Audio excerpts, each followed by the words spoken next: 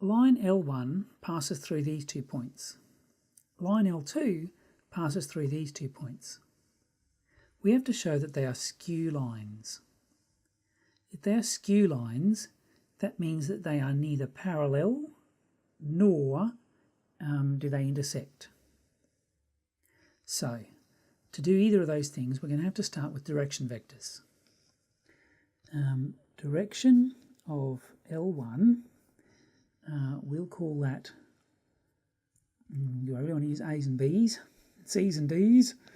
Let me call that one B, so the first line can be A plus B, and the next one D, C plus D. So, is this minus this. 5 take 3, 3 take -1, and -2 take -1, which is 2, 3 plus 1 is 4, -2 plus 1 is -1. The direction of L2, we're going to call D, is these 2 points. 6 take 1, -2 take 2, and 1 take -3. That's 5. -2 take 2 is -4. 1 plus 3 is +4. Well, they're clearly not parallel. If they were parallel, one of these vectors would be a multiple of the other. But there's no way I can have the same multiple of 2 being 5 as 4 being -4. They've got different signs. So, B is not equal to constant times D for any constant. Therefore, L1 is not parallel to L2. Now, I have to show that they are skew, that is, that there's no point in common. To show this, I'm going to suppose that there is and show that it doesn't work.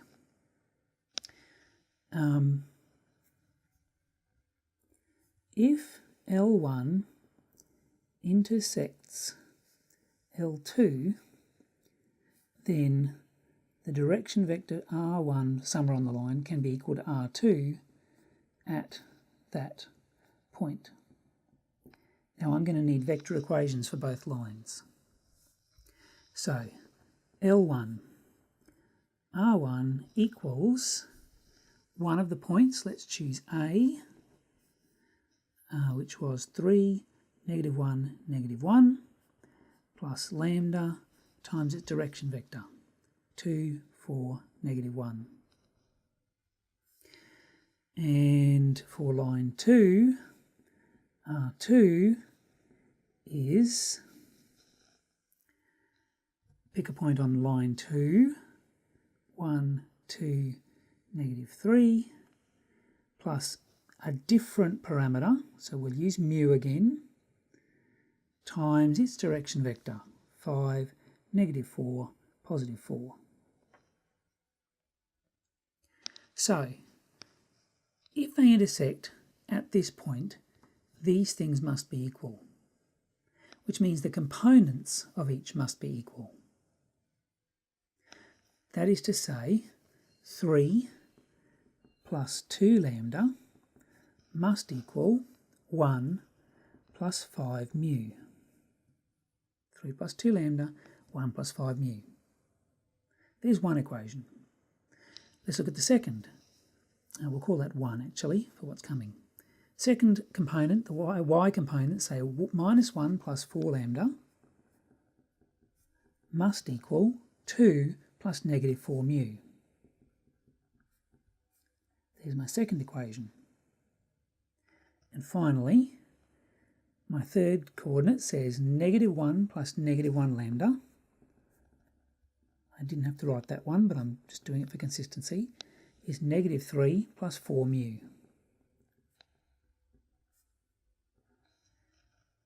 Okay, here's 3 equations in only 2 unknowns. That's a hint that there might be a problem. but there might not be. The textbook uses I's and J's and goes through and carefully solves some of these equations. So if you want to see a fully worked solution, you can have a look at that. I'm going to use my graphics calculator to help me make this quicker. Use my graphics calculator to solve equations 1 and 2. All right. Menu number, no, algebra number 3.